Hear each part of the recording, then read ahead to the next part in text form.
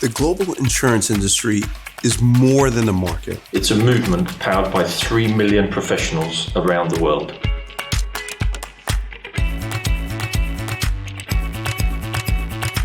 Together, we support communities as they rebuild after disaster. Help businesses through risk and uncertainty. Protect individuals as they plan for brighter futures. This impact isn't possible without people. That's why we attract, grow, and retain the very best talent. Because when every voice is heard, When every person feels they belong. We don't just build careers. We build a better tomorrow. Belonging builds tomorrow. Belonging builds tomorrow. Belonging builds tomorrow. Belonging builds tomorrow. Belonging builds Belonging builds Belonging builds tomorrow.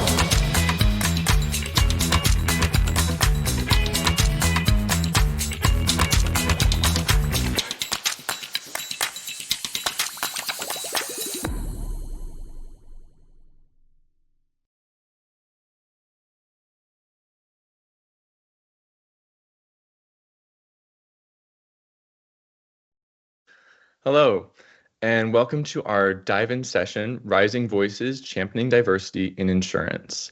So this session will be sponsored by or provided by Gamma Iota Sigma. Throughout the presentation, if you want to submit questions, we have our QR code on this slide to join our Slido. Please make sure to scan that so you can submit your questions throughout, and we'll have a Q&A at the end of the session.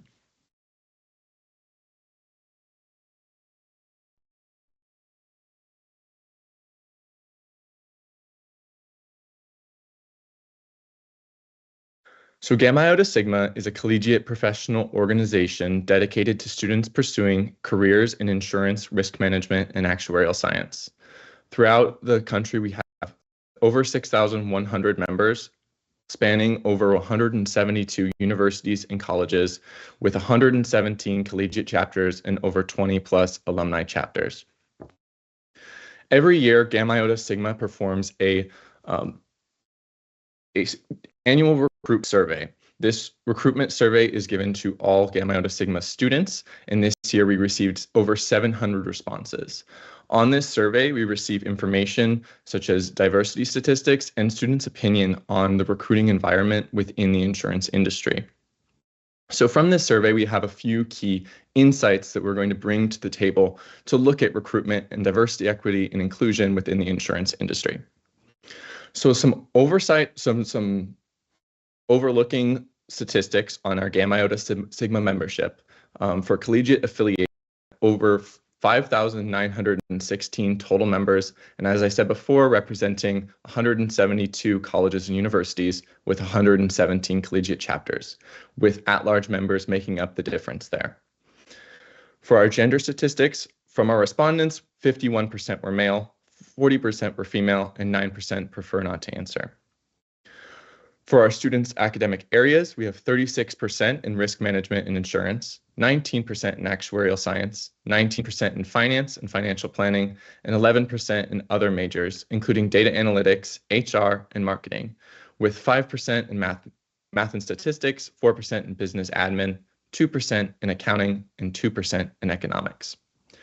Looking at race and ethnicity diversity within Gamma Iota Sigma, 55% white, 11% Asian, 9% Hispanic or Latino, 7% Black or African American, 4% multiracial, 1% Indian, 12% prefer not to answer, and 11% international students.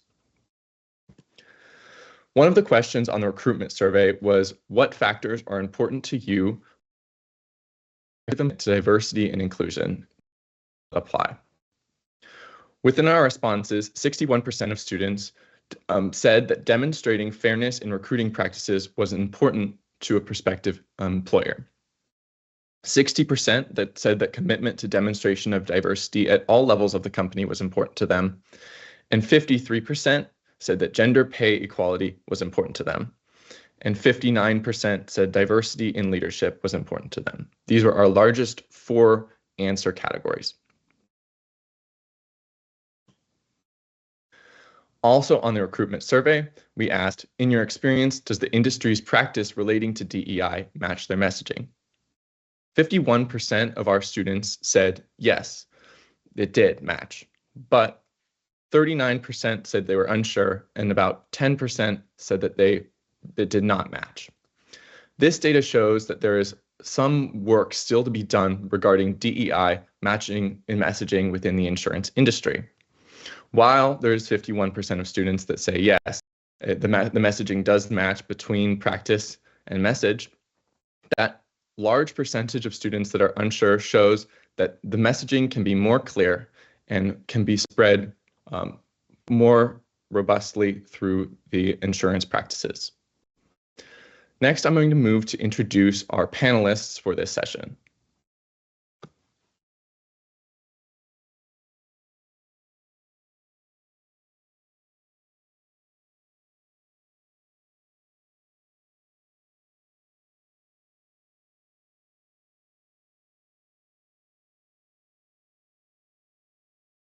Evan, you can kick us off. Hi everyone, I'm Evan Fueyo. I attend the University of South Florida. I just finished 2 years serving as chapter president of the Delta Beta chapter. In those 2 years, I was able to experience the industry from a student perspective as well as a professional perspective. And I currently serve as one of the 2 grand chapter student representatives for Gamma Iota Sigma. Hi, my name is Kira Sims. I also attend University of South Florida. I'm in my junior year. I'm a computer science and math major. I'm also the treasurer of my school's chapter, and I'm on the student advisory council for Gamma Iota Sigma. Hello, everyone. My name is Marek Pedziwater. I am a sophomore at Illinois State University, and I am double majoring in actuarial science and risk management and insurance. And I'm a part of the Alpha Kappa chapter at Illinois State University, where I serve as the actuarial liaison. Hi, everyone. My name is Jensen Worsley. I currently work at Lofton Companies in Kansas City, Missouri. I am a graduate from Missouri State University, where I have a degree in risk management insurance. I'm here to bring the corporate view as I graduated college about 3 years ago. Great. And my name is Daniel Sutherland. I am a junior studying actuarial science at the University of Nebraska-Lincoln. So now to move on to our panel. So I want to start by asking sort of a broader question. How can a company showcase their corporate culture during recruitment process? And I want to throw that one to Jensen to get us started off. Thanks, Daniel. I think this is a really interesting question. I sit on our committee here of how are we going to better reach college students while we're attending career fairs, and how can we bring the corporate atmosphere of what our day-to-day looks like into a 5-minute conversation at a career fair. I think the first stage to set is going to be your social media presence. Students are looking up these companies that they're looking at online.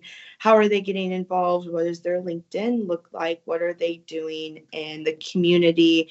How are they making a workforce in a corporate space for students to enjoy? What's the work-life balance look like? I think social media, especially LinkedIn, does a great job of taking a glance of what a day-to-day could look like in the corporate industry, depending on your employer, of course. Other ways, like I was speaking earlier at career fairs, has been really challenging of how do you bring corporate atmosphere to a career fair. We love to base locked-in products on different handouts that we're giving to students as they walk by our table. I think I've seen several that have a little putt-putt course out in front of their career or their table, but mostly we try to bring students that have just been in the industry or just gone through that recruitment process to share with upcoming prospective students. I think when I was going through that process, that was the most beneficial conversation to have, is someone who had just gone through the recruiting process and what their experience was like.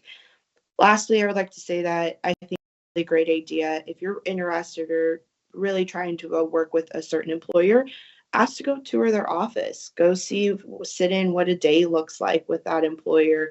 Potentially see some of the activities that are going on. You'll see the corporate vibe that everyone shares and how everyone works together. So I think that's the best way, and to have an understanding of what a culture looks like when you're still going through that recruitment process.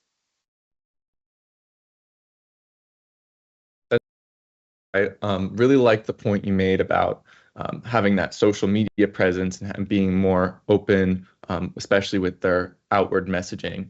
And something that we have to go through as students within Gamma Iota Sigma is sort of a student leadership perspective and recruiting and showing diversity within our own chapters, kind of on a smaller sense. I was wondering, since we have some student leaders on the panel here today, if any of them had insights onto how you fostered a culture of inclusion through your student leadership experience within Gamma Iota Sigma.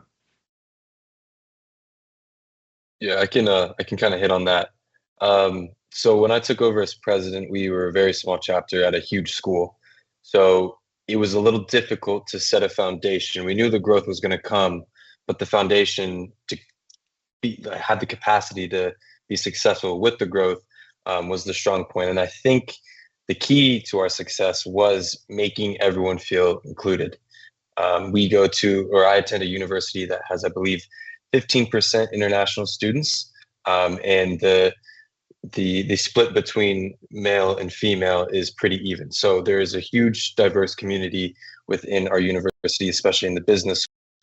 Just understanding that not everyone is from the States, not everyone is from Tampa, Florida, not everyone is going to have the same opinion, but go into it with open arms. I think that philosophy I've taken outside of leadership, and it's definitely treated me well. And I would say that's the key to our success. Just to piggyback off of that, I will say, as someone that's observing that chapter is a big gesture that you need to do. Something that our chapter does really well is just something small. Like, we have something where you say your birthday every month, like you get recognized for that. And some people might think, why are they doing that? But, it's nice to feel included. It's nice to get that little shout out. So those little things can help people feel more comfortable, especially in a school as big and diverse as our own.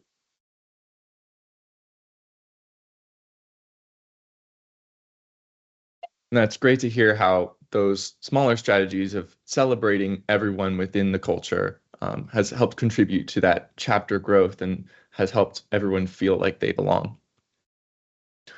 Moving towards our next question, kind of in a more broader sense, how important is value alignment for you when considering employment opportunities? As students, we are always seeking employment opportunities and are looking to enter the insurance field. So how are your values and how they align with that company playing a part in that? And I'd like to throw this one to Kira.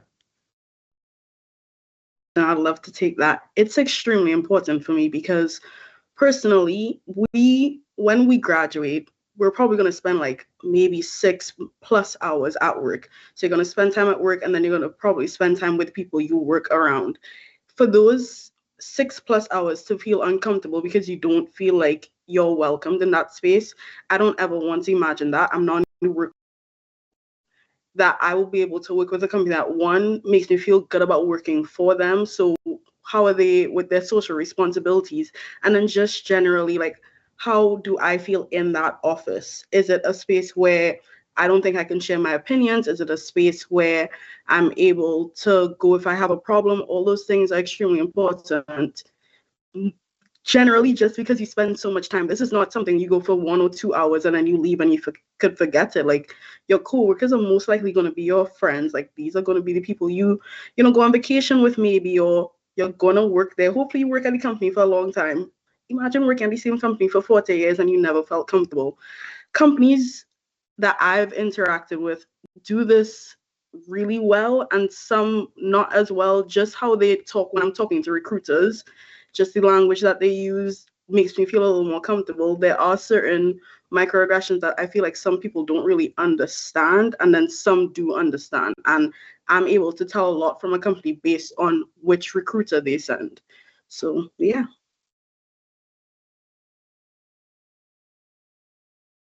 No, that's really interesting to hear, and that your perspective on that, it's very valuable. I guess connecting this point of values alignment towards our student perspective and student leadership experience, do you have any examples of strategies that you've employed as a student leader on campus or in your experiences that would help and show that value alignment between your organization that you're working with or building and the students that you're trying to reach? Yeah, I already talked about Gamma, so I'll give an example outside of Gamma. I was an orientation leader. So you welcome students from all around the state, the country, and even the world, especially because we have such a large international population. And it's not something that I did, but something that we all did as orientation leaders. We would, try to get people to sit with people that they didn't know. Because some people, yes, you come to college and you have your group of friends from high school, and that's great. But getting comfortable around other people is something, getting comfortable around other people that you are not initially comfortable with is something that you need to start learning how to do in college. And then even when I had my orientation sessions, I would definitely start the session with, everybody's going to have a different opinion. That's life. Let's be respectful, because sometimes, things can get a little crazy, and I want you to feel welcome, because our orientation sessions were 10 hours a day. Like, we're with these people for 10 hours. I want you to feel comfortable, but let's not get crazy with it. Another thing is, while I want you to talk to other people of other places, I do understand that it's a new environment and sometimes you need that comfort. So I'm from the Caribbean, for example. So if I found that there was a new student that was from the Caribbean, and especially if they didn't have their family there, I would have lunch with them. Or I would be like, oh, you can come and sit at my table if you want to, or do an activity with them, because I want to push you out of that comfort zone, but it's a new country, it's a new language, it's a new culture. So you need to find that good balance in between those two. Definitely that social aspect is really important. And Marek, you had something you want to say? Yeah, of course. So I'd like to add on to what Kira was saying. So I'm a resident assistant, so an RA at Illinois State, and that's a big thing of what we do too, similar to orientation, is how can we foster floor? I have 80 residents, right? That's a lot of different opinions, lots of different perspectives. What can I do as a resident assistant to foster community while everyone is here for the first time? Like, they're moving, it's a whole new change. What can I do as resident assistants to make everyone feel welcome? And I think you touched on this very, very well, just by acknowledging that there are going to be different perspectives, there are going to be different opinions. Now, what can we do as leaders and organizations, right, to make everyone feel welcome and to grow that community? So when we have new students coming into school, we want to make sure that this floor, even though it's just a single floor, make it feel like a whole new home and a whole new community for all the residents and to all the students here at university. Definitely that connection is really important, and that social aspect, and that extends even further into the industry. As in my experience, in my previous internship experience, some of the most valuable connections I've made have been from those social situations where I've gotten to meet that wide, diverse group of people. So having those social interactions and those opportunities to connect with one another is really important to foster that value alignment situation between those employers and incoming talent. So moving to our next question, I want to ask, in what ways can a company showcase their commitment to DEI externally? I'll throw this one to Marek. Thanks, Daniel. Appreciate it. So yes, I think there's three big things that a company can do to show their DEI externally, and I think that has to do with the leadership of the company, the marketing, and then also recruiting. So, for example, I'll pick on marketing first. So if we're marketing and we're trying about what our company does, and we're here for insurance. So what do we bring as an insurance company? Why are we different? If I'm marketing, who is the face of the marketing? Who am I allowed to create these dashboards? Who is doing the marketing, right? So if you want to be marketing to a diverse group of people, what can we do as a company, to get the most diverse opinions, right? So we want multiple opinions when it comes to marketing, different perspectives and different backgrounds, and that leads to creating a marketing scheme for just in general. And then when it comes to recruitment, who are we having as our recruiters? Who is recruiting? Where are we recruiting? That's a big one, right? So am I going to be recruiting at a singular college, a singular university? Am I going to be recruiting from multiple different states?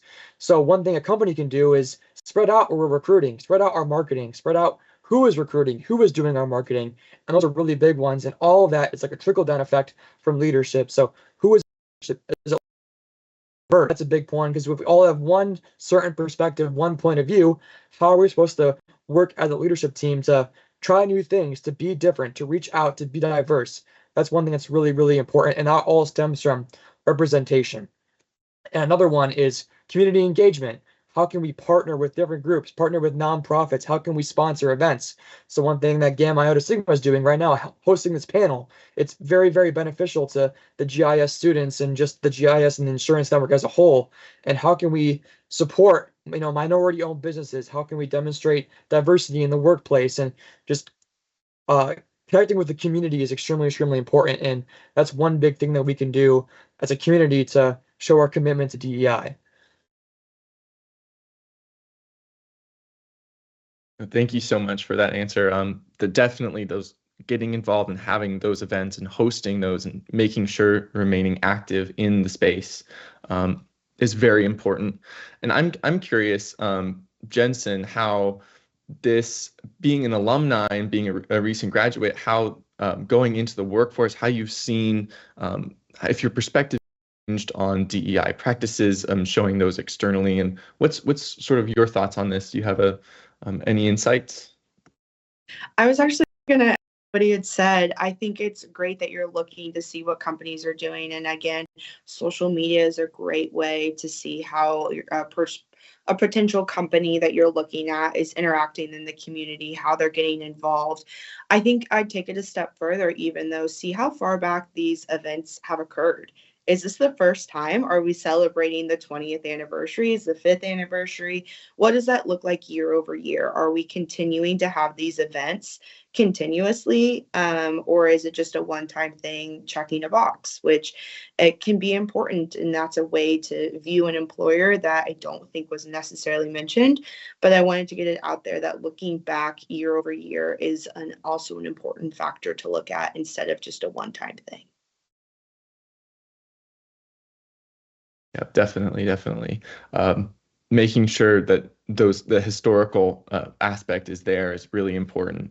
I know something that I look for in my students within my sphere look for in a company too, externally, is advertising that maybe employee resource groups for those diverse groups, and having those resources available to the employees is something that is really valuable. And so having sort of a more organized approach and really showing that, as you guys said, in those social media and other outward campaigns is really important.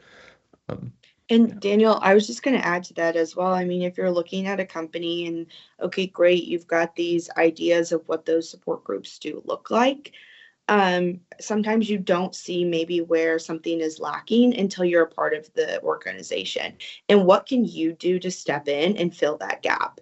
Maybe it's a new perspective that someone hasn't thought about before, not that they're trying to ignore a group, but where can you add value to associates that are just like yourself, that are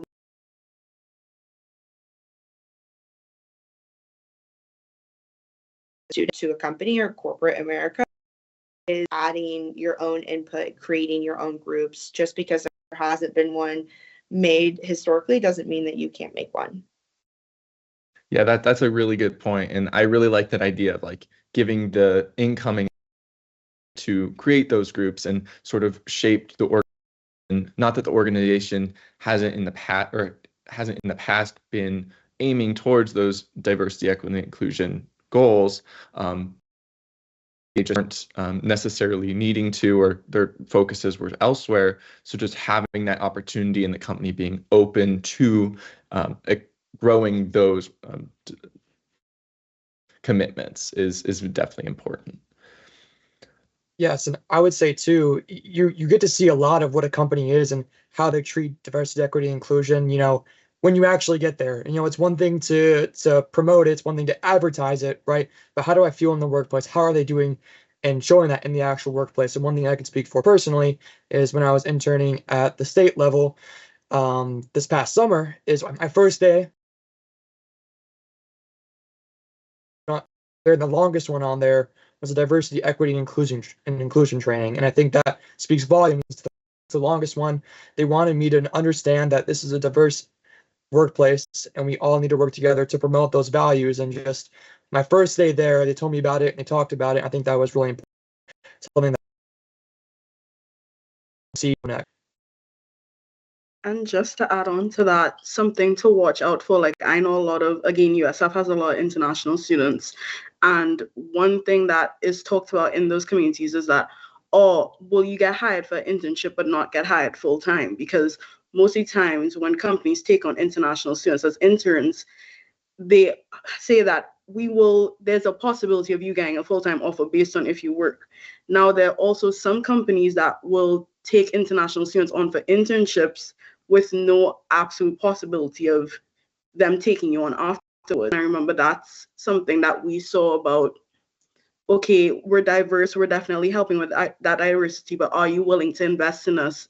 And how we're investing is you as workers. So that's another side of the coin there. Yeah, thank you for all the facts, and it's definitely interesting to hear how all of these different factors can impact that reputation. And I know, Marek, you talked on having those equitable practices within the actual company day to day is very important, and students and potential employees see that. So what are some equitable practices that companies should implement for their employees and or customers, and how can those help impact their reputation either for the better or for worse?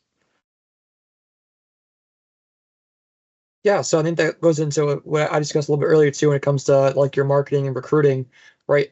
What are our marketing and recruiting efforts, and what are we doing to recruit diversely and do inclusive hiring? So what can we do, and what are some efforts we can do? And a lot of that starts with the biggest one, that is like pay equity. Like, are we ensuring that pay is equitable across, gender, race, and your roles? That's a big one. And another one, so inclusive hiring is what can we do to, make hiring. Those are all big ones. And the other one is growth opportunities. How can we grow as a company, and how can we provide, I talked in my instance, there was training that was really meaningful to me, right? How can we provide mentorship? How can we have training? Can we have other programs set aside for things to help us grow in terms of DEI and just everything along those types of needs? And also like increasing our accessibility, what can we do to make it accessible for all types of people? Yeah, thank you for touching on that again. I know something with history, especially within the long-term care insurance sphere, is that there's a heavy focus on understanding what being a caregiver means. And I think that's something that's really important, especially when talking about the diversity, equity, knowing that some people cannot afford care, or some people are not in a place or position within their life to give that care, and emphasizing how that product can help with those equity efforts for the company. So it's definitely something by product too that I've seen is like they want to focus on that, and having those efforts to show like what their product is actually helping in terms of equity is really effective. So I know moving on, that ends our scheduled questioning. So I would like to move to our Q&A. I will pull back up the QR code for the slide EO, if you could display the PowerPoint. If you have any questions, please put them in there, and we will start answering them.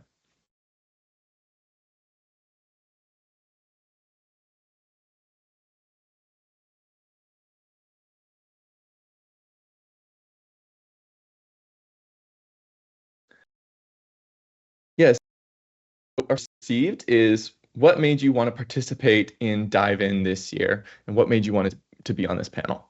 So I'll throw that to Evan to start. Yeah, for me, I've stepped back at the local governance level of my chapter. Now I'm kind of serving as an advisor in a sense, and I've stepped up with the grand chapter, so in a more national presence. And I think for me, after having two internships, very drastically different, with a retail broker and then a wholesale broker in London, it truly showed me how diverse and how different a company is. Even though the company that I worked for was an American in their culture than the Chicago office, for example. So I think it's good for companies to understand that, and that's not necessarily a bad thing. I think that the London office that I worked at was amazing, and the friends who I have that work in Chicago absolutely love it. So I think it's good to get student perspectives from. If there's anything I've learned within the past 2 years as president, it's the industry wants to support our students. Without a doubt, they invest both their money and their time, including very, very experienced individuals. So if there's any way I can do to help just by giving back and being on this panel, then I'm happy to do so.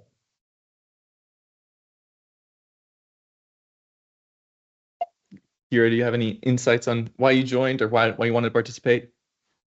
I do. 2 years, and I'm also, a woman of color and those kind of things. I'm also dyslexic.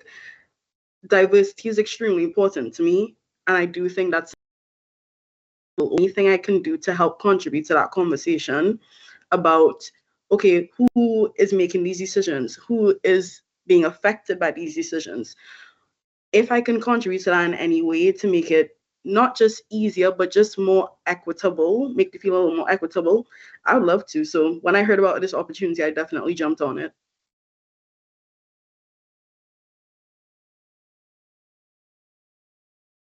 And Marek, do you have any things that you wanted to add to that? Yeah, so I think the biggest reason why I decided I wanted to participate in this was giving back to Gamma, because Gamma Iota Sigma does so much for the DEI community when it comes to insurance, right? So I want to get the word out there. It's a lot of what Kira was saying. She wants to be able to bring it out and let people know. And I think that's why we're here, right? And Gamma does such a good job at promoting diversity, equity, and inclusion. And I want to be able to be a part of this panel to help get the word out there and to continue to spread the word of the good things that Gamma is doing and to help spread the word just about diversity, equity, inclusion in the insurance community in general. Jensen, I don't know if you have anything else to add, but yeah, I'll round this out. I was going through this process of being a student, diving into the corporate world, right post-COVID. What does corporate America look like? I have no idea. So I relied a lot upon my peers who had just gone through the process of finding an employer, finding where they felt comfortable in the space. So any opportunity that I have to give back in that kind of setting or atmosphere, I'm going to. I found it very beneficial. I hope someone finds something beneficial from today's conversations. Awesome, thank you. And for me, I wanted to participate in Dive In because diversity is very important to me. Being a member of the queer community, having that perspective, it's something I look for when seeking employment. So being able to give back, and lately in the current environment, I've been seeing there's been cutbacks in a variety of different areas, including funding within the educational spaces. So having and just promoting that diversity and really just pushing important to me. So the next question we received is, what are some telltale signs a company isn't walking the walk of supporting DEI? Anyone have any insights? If not, I'll throw it to Kira to maybe start us off. I'm going to piggyback off the idea that I mentioned previously. As an international process for us to get approval to work in the US, right? And a lot of international students try to possibly hire them afterwards to make that experience a little easier. What I noticed with some companies that say, we're all for diversity, but they don't actually do it, is that they will hire international students for the summer, and then there's no possibility of a return offer. And I'm not saying you're going to get a return offer just because you're interning there. I'm saying they do not offer the things necessary for international students to be able to be sponsored there in the future, to even have the possibility of ever working there. So that's definitely a telltale sign for me that you don't even have the resources to keep them past one summer, and you don't, but you still hire them.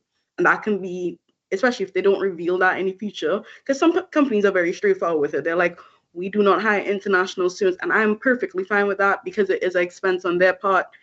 It's more about the honesty about it, that if you're going to hire them for the summer, let it be know that, oh, we don't hire international students full time. It's a transparency thing for me, but that's an example of them not, walking walk.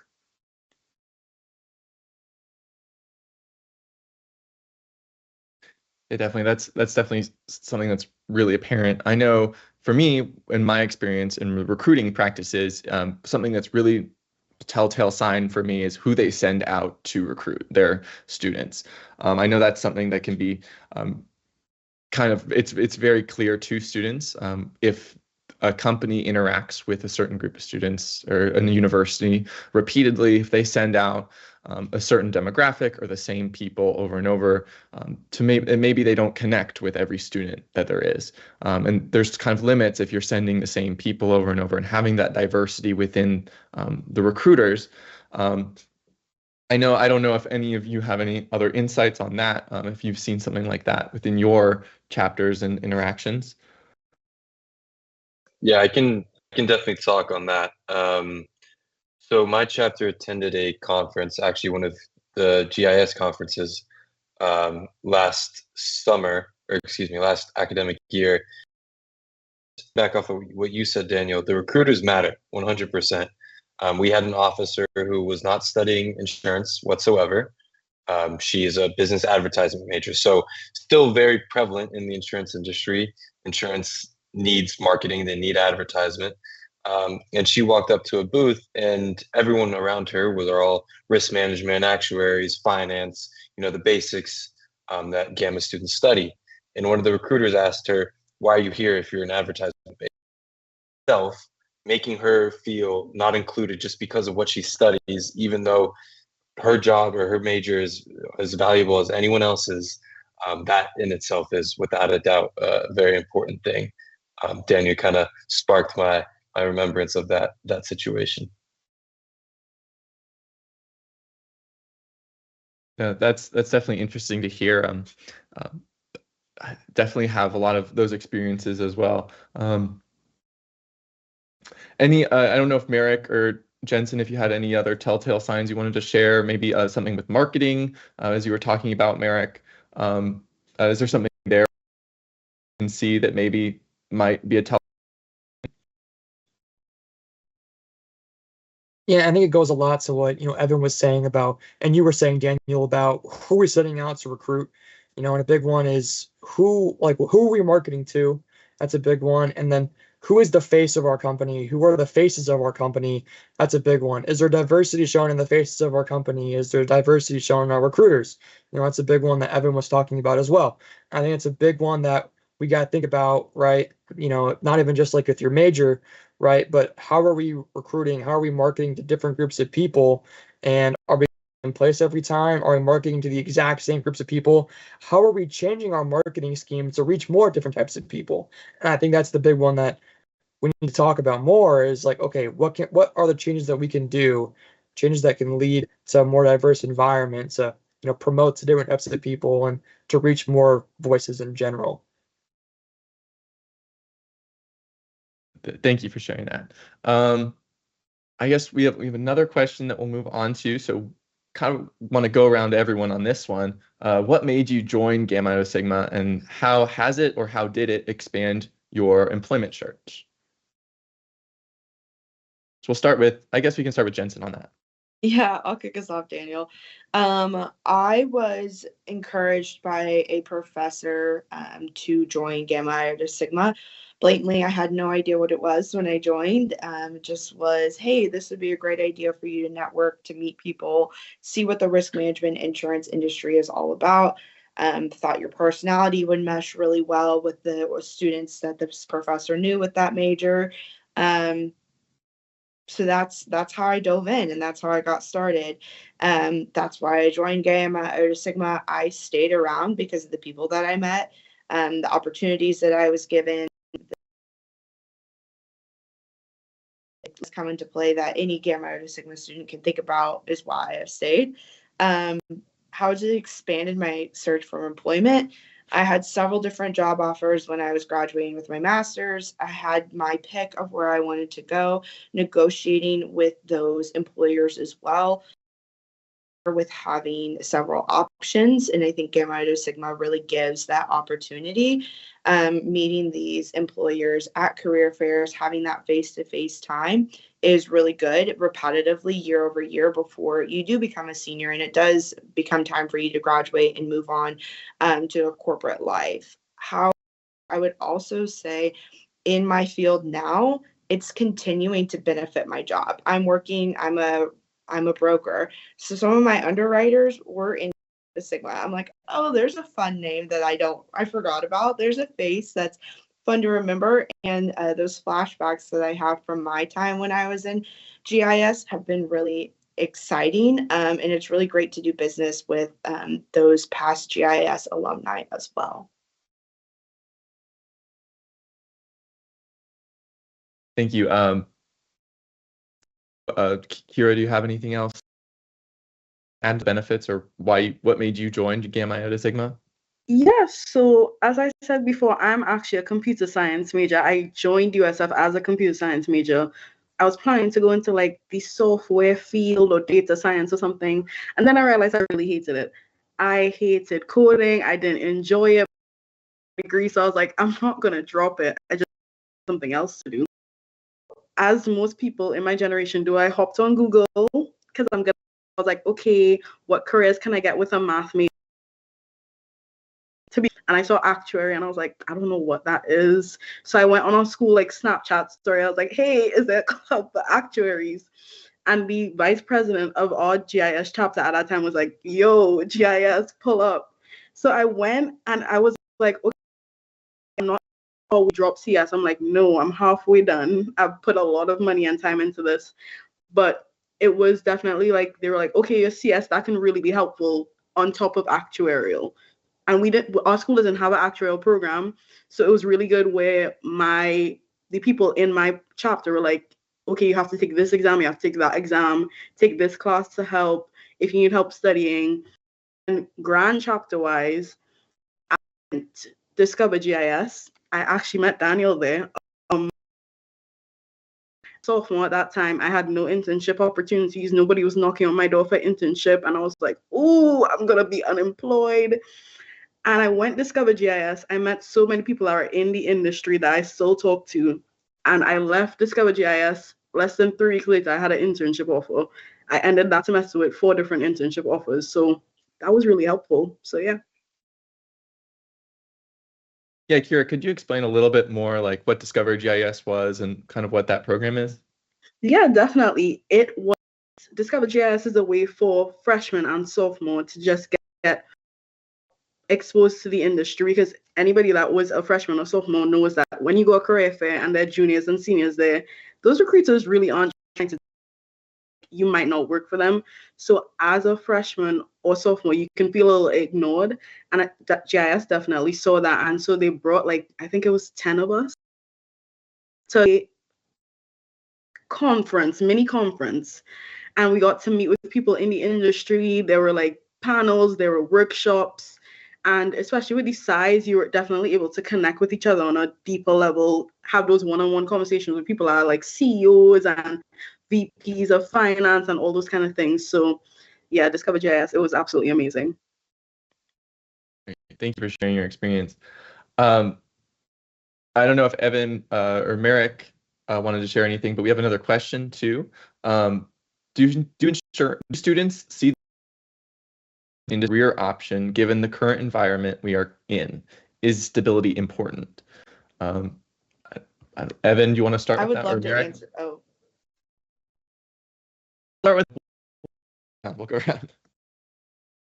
Yeah, I think a big one right now, and every single conference I went to last year would talk about this, is artificial intelligence, right? And it's like, okay, what is AI? Okay, is it going to take our jobs? I think that's a really scary thing to think about, So a lot of what I did before I came to, because I'm more time with AI coming, being more prominent, and I was researching. I was like, okay, well, I don't know what I'm going to do. I'm not entirely sure, and then the insurance field really caught my eyes. I'm really interested in mathematics. I'm really interested in business, everything along those lines I'm really interested in. And I think sustainability was something I really thought about, because I had a couple of ideas in mind. I was like, should I go into this? And I was like, well, this could become automated or what? And I think it's a really scary thing. So for me, I just tried to pick the best one that I thought would be stick around for the most long period of time. And I think insurance isn't going anywhere. And I think we all know that. And I think that's what makes it a really interesting field, and a field that's bringing in so many people now with a lot of, lots of people are scared, to be. Insurance is a really stable field, and it's bringing in a lot of people, and that's exactly one reason why I wanted to get involved with the insurance industry, and one reason why I'm considering a career.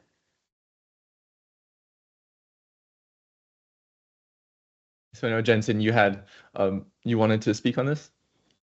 Yeah, apologies for. I have a very strong opinion about this, so I wanted to make sure I spoke up during this time. As a student that was looking for a career during COVID, trying to decide my major, wanted to look at industries, how they continue to grow, how their atmosphere changed during the COVID landscape that we were given. And insurance is really one of those industries that continued to grow, continued to boom, continued to expand during COVID. So I think that's a really good way to look back at what industries are going to continue needing high working associates post-college.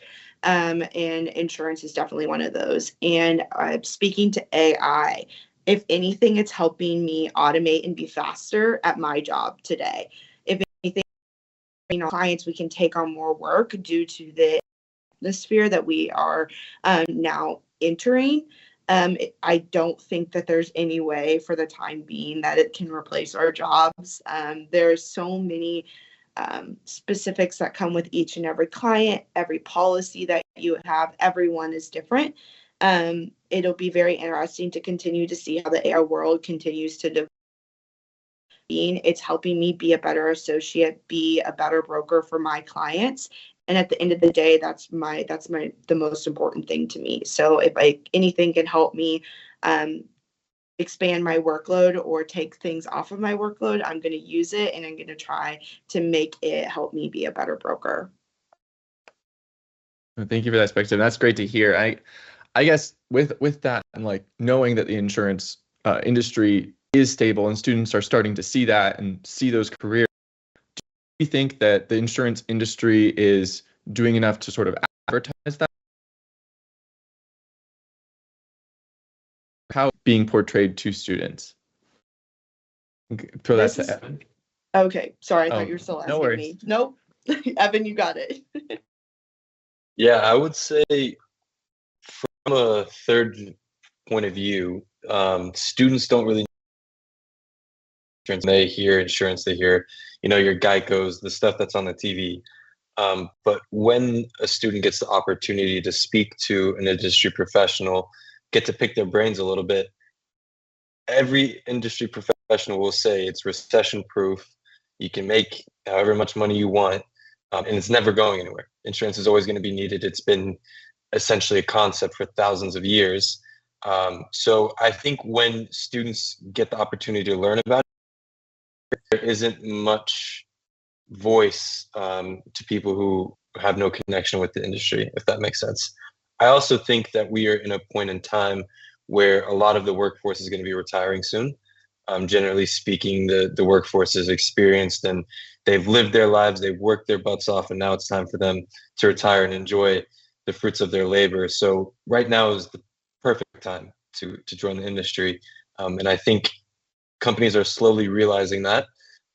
And the best way, I believe, for engagement with students is just supporting GIS chapters or supporting local insurance chapters as a whole, because GIS is going to be, it is the largest insurance business fraternity in the country. It is going to be a thing for the next however so years. It's the 60th anniversary and it's at 117 chapters. So it's going to keep expanding. the support from the industry is the only thing that's really needed. Yeah, to even hop on that about the stability of the insurance industry, to add to that, like, I don't think a lot of people realize the diversity of the industry itself. Like, I feel like when people hear actuary or insurance, I'm gonna do that, which is great, which is a path. It's a very typical path. But I remember during Discover GIS, I was talking to someone and I randomly mentioned that I like F1, Formula One. And they were like, yeah, you could work in insurance in that field as well. Like, they need people. Insurance and risk is in everything. Even our chapter had an event where we went to a marine insurance event, and they're talking about physics and science, and the merging of other careers in insurance that you think is not there is super prevalent. And to also add to the AI conversation, I see AI as a tool, just like the calculator. Like, of course, yes, the physically putting in numbers is not going to be there anymore. Like, that is going to take over. But the job itself, insurance is a field that I don't see going anywhere. There's some fields where aren't going to be here in the next 50 years. Insurance is going to be here like 1000%.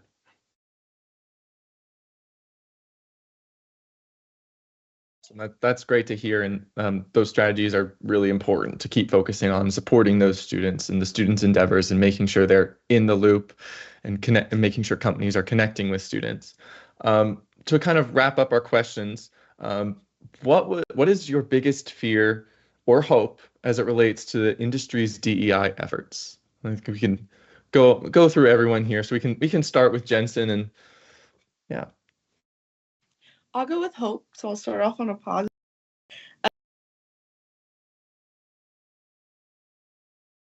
Resource group for the workforce. There's a lot of unknowns. How to drive, employee benefits. What do my paychecks look like? How much is being taken out for taxes? What do those things really look like? Right now, we're doing roles and having classes for first-time home buyers. What does filing your taxes look like? Some of those life things that maybe you learned growing up, maybe you didn't have the opportunity to, but we're also expanding that to career changers. We're seeing a lot of people transition later in their career. They've hit a point in time where, okay, maybe they loved being a teacher for 15 years, but really looking for a different career now. So how does transitioning into corporate America, what does that look like? And help making that process smoother and intermingling them with other associates that are going through that same transition. My hope is continued programs like this to make the transition a little bit smoother and easier for anyone that's coming through and joining an insurance industry in the future. I guess we'll move to Marek now. What is your biggest fear or hope as it relates to DEI in the industry?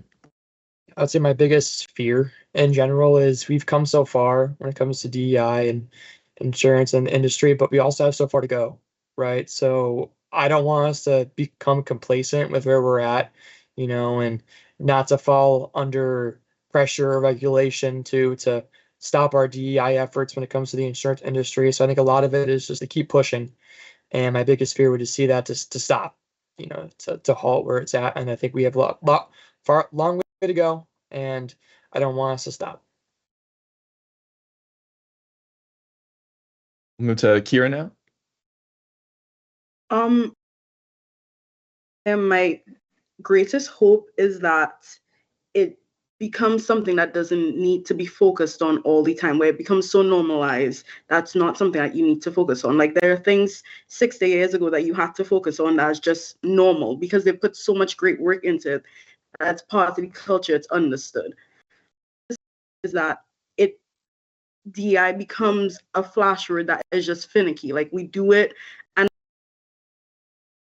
anymore. It kind of just disappears to jump on, other people's points. I see trends a lot with companies, and I just hope that DEI isn't a trend of theirs. And Evan? Yeah, Kira kind of took my point with it should, like, my hope is that it gets so normalized that, it's like an unspoken rule, and you see it in every culture. And I think that's also kind of, I would say that's my hope. I mean, I think that no matter where you are in the country, no matter what job it is, DEI should be a part, to just be ingrained in the company culture. I would say that's the biggest hope. And it is like we've all said, it's getting there, but it's not there yet. And I don't think we should get complacent as well. So kind of just wrapping everything up that everyone else said. Thank you for that. Kind of explain my biggest fear or hope. Definitely, in the insurance industry is like based off risk, and as the world is getting riskier every day with so many new things happening, and that risk requires us to make different assumptions and reserve money to pay out to our customers and places. And my biggest fear is that DEI will be that place, and I really hope that in the future that won't be. But that risk of this something that may not seem important, but it really is, just making sure that the diversity, equity, inclusion efforts of companies remain.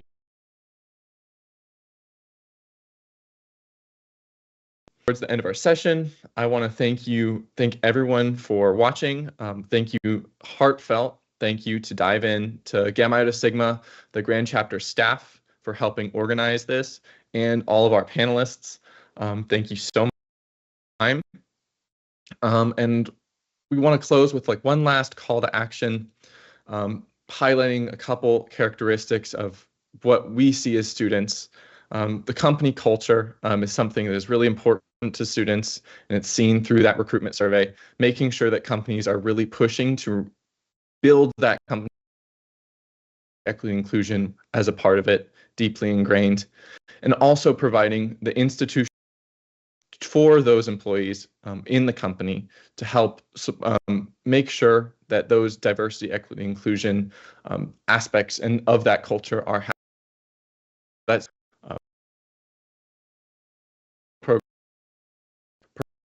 actually DEI is driving the industry forward and can only help companies. So making sure that those ideas are deeply ingrained in every aspect of what a company does has been extremely important and is shown within the data that is important to students. So I want to thank you, and we have a closing QR session feedback on the slides.